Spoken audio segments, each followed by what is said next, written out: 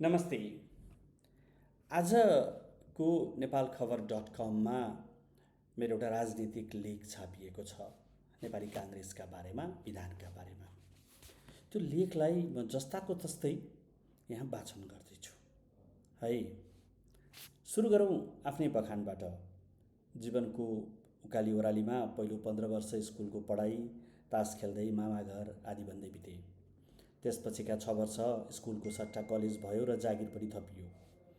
21 वर्षको उमेरमा बिहे, घर परिवारको उत्तरदायित्व, जागिर, पढाइका साथै शनिबार, बिदाका दिन र दसैँ तिहारमा तास जुवा त छँदै थियो।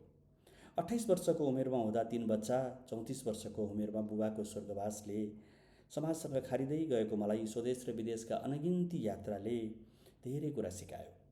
उमेरको उकालीसँगै ऋणले गाल्दै लग्यो भने जागिरले पगाल्दै लग्यो।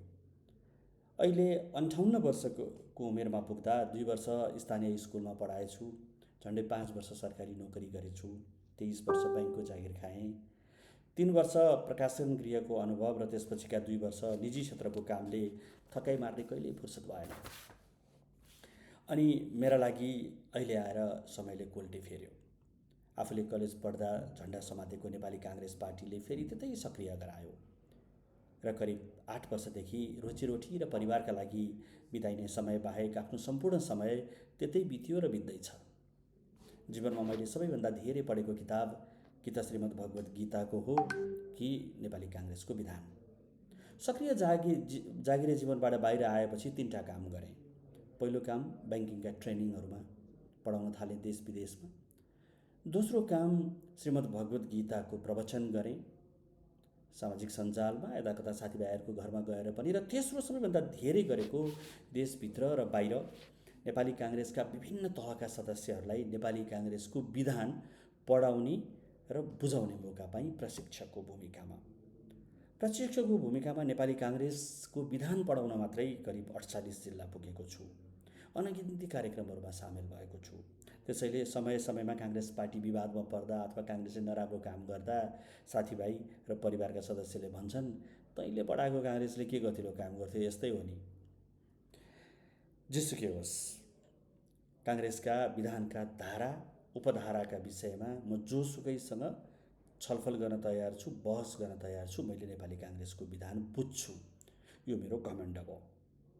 अब लागौँ विषयतिर।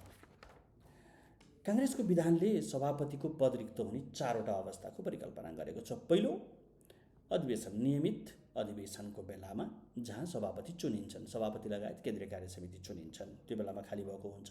दोस्रो, राजीनामा दिएको बेलामा खाली भएको हुन्छ। तेस्रो, मृत्यु भयो भने खाली हुन्छ, जसलाई अन्य कारण भनिएको छ विधानमा। र चौथो, सभापतिको विरुद्धमा अविश्वासको प्रस्ताव लिएर हटाउन पाइन्छ। पहिलो नियमित अधिवेशन भइहाल्यो। दोस्रो र तेस्रो कारणले खाली भयो भने 6 महिनाभित्रमा विशेष महाधिवेशन बोलाएर त्यही बेलाका महाधिवेशन प्रतिनिधिहरूले भोट हालेर अर्को सभापति छान्छन्। पहिलो नियमित महाधिवेशनमा त वडादेखि नै अधिवेशन हुँदै महाधिवेशन प्रतिनिधिहरू छानिएर आएर नयाँ महाधिवेशन प्रतिनिधिले छान्ने कुरा हो। चौथो स्थितिमा आयो भनेदेखि 25% सदस्यले अविश्वासको प्रस्ताव दर्ता गर्न सक्छन् र 60 दिनभित्रमा 2/3 सदस्यले पक्षमा मतदान गरे भने सभापति आउट हुन्छन्। विधानमा भएको कुरा त्यति हो। अब नेपाली काङ्ग्रेसको विधानमा त्यति हुँदाहुँदै महाधिवेशन गर्नुपर्ने पूर्व सन्ध्यामा अहिले आएर एउटा रट लगाउन थालिएको छ विशेष महाधिवेशनको हस्ताक्षर अभियान। त्यो दबावमूलक काम मात्रै हो। अझ साँच्चीकै भन्नुपर्दा यो यस्तो दबाव हो जसले पार्टीलाई तलैदेखि चिरा पार्छ। कसैले यसको वैधानिकता पुष्टि गर्न सक्दैन, त्यो गर्न कसैले औचित्य पनि छैन र वैधानिकता पनि छैन त्यसको। सबैभन्दा ठुलो विडम्बना त के हो भने आफूलाई घोर लोकतान्त्रिक भनेर देशी विदेशी मञ्चमा मात्र नभएर चौतारो, कफी सप र भट्टीसम्ममा नथाक्ने नेपाली काङ्ग्रेसका साथीहरू, महाधिवेशनका प्रतिनिधिहरू के बुझेर यसमा हस्ताक्षर गरे होलान्? भोलि चुनावको बेलामा जनताको घर दैलोमा जाँदा के भन्ने? देश यस्तो समस्यामा परेको बेलामा तिमीहरू चाहिँ पार्टीभित्रका काम गर्दैछौ, देशभन्दा पार्टी ठुलो भनेर जनताले सोध्यो भने के जवाफ दिने? अनि फरक प्रक्रियाबाट सरकार बनेको छ देशमा। सरकारले पार्टीलाई नचिनेको जस्तो व्यवहार गर्छ, गालीको वर्षा छ, नेताहरूका घर जलेका छन्, व्यापार व्यवसायहरू जलेका छन्। यस्तो बेलामा नेपाली काङ्ग्रेसले बाहिर बसेर नेतृत्व लिनुपर्ने बेलामा कामको कुरो एकातिर, कुम्लो बोकी ठिमीतिर भनेर औचित्य पनि पुष्टि गर्न नसक्ने महाधिवेशन, विशेष महाधिवेशन भनेर हिँड्ने भन्दा विडम्बना के हुन सक्छ र? यो गलत काम गर्नुभन्दा त बरु नियमित महाधिवेशनको काम गर्न थालेको भएदेखि महाधिवेशन त हुन सक्थ्यो, भव्यताका साथ सम्पन्न हुन सक्थ्यो। विधानमा विशेष महाधिवेशनको प्रावधान गतिलोसँग छैन। विशेष महाधिवेशन भनेको विशेष परिस्थिति देशमा आयो र त्यो बेलामा अधिवेशन गर्ने बेला भएको छैन, अधिवेशनको समय बेला भएको छैन भने निर्णय गर्नको लागि राखिएको। अहिले त अरू प्रयोजनको लागि त्यो हुनै सक्दैन। अहिले त नियमित महाधिवेशनको बेला हो, पदावधि पनि सकिसकेको छ।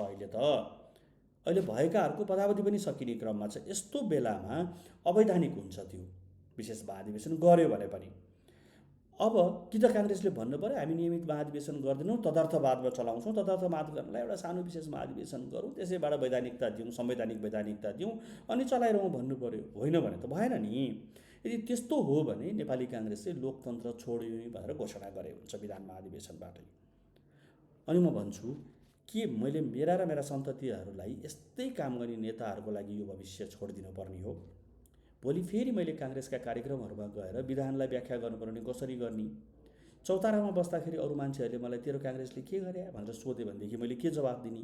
यी सबै कुराहरूको जवाब मसँग छैन। तर पनि मैले यो हस्ताक्षर अभियानका केही आदेशकर्ताहरू, केही अभियन्ताहरू र केही हस्ताक्षर गर्ने मान्छेहरूसँग भेटेँ र कुरा गरेँ। कसैसँग विधान त दिने उत्तर छैन, मलाई दिने उत्तर कसैसँग छैन। कसैले मलाई जबरजस्ती गर्छन्, तैँले काङ्ग्रेसै बुझाएको छैनस् भनेर गाली गर्छन्।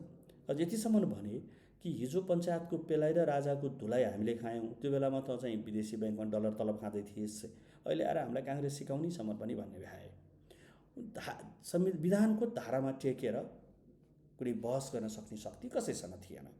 अझ एक दुईजनाले त 2014 सालमा बिपीले सुवर्ण शमशेरलाई कसरी विशेष महाधिवेशन मार्फत हटाएका थिए भनेर सुगारटाइसम्म पनि गर्न भ्याए। यसबाट के स्पष्ट छ भने विधान महाधिवेशनको नाममा जे हुँदैछ गलत हुँदैछ, आफू ठिक अरू बेठिक भन्ने एउटा भाष्य निर्माण गर्न खोजिँदैछ। कि त सभापतिले विधानअनुसार बैठक बोलाएनन्, विधानअनुसार समयमा विभाग गठन गरेनन्, तल्लो कार्य समितिमा निर्वाचन हारेका हरुवाहरूलाई माथिल्लो केन्द्रीय कार्य समितिमा मनोनयन गरे। त्यसैले हामी पनि सभापतिलाई विधान विपरीतै हटाउँछु भन्नु पर्यो। त्यो भनेको अवैधानिक कामलाई अवैधानिक कामले नै हटाउँछु भन्न पाइन्छ र? पाइएन नि। अब हुनु पर्यो के त? सल्युसन त दिनु पर्यो नि यति लेखिसकेपछि, होइन? हुनु पर्यो के? पहिलो स्पष्ट भनौँ, नियमित महाधिवेशन गरौँ, मङ्सिरमा गरौँ, नसके वैशाखसम्म गरौँ। हतार छ।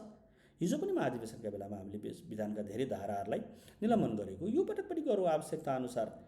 अहिले आजदेखि चल्ने केन्द्रीय कार्य समितिको बैठकले विधान परिमार्जन समिति बनाऊ र त्यसलाई फास्ट ट्र्याकमा विधानमा परिवर्तन गर्न पर्ने कुराहरू गरिहालौँ।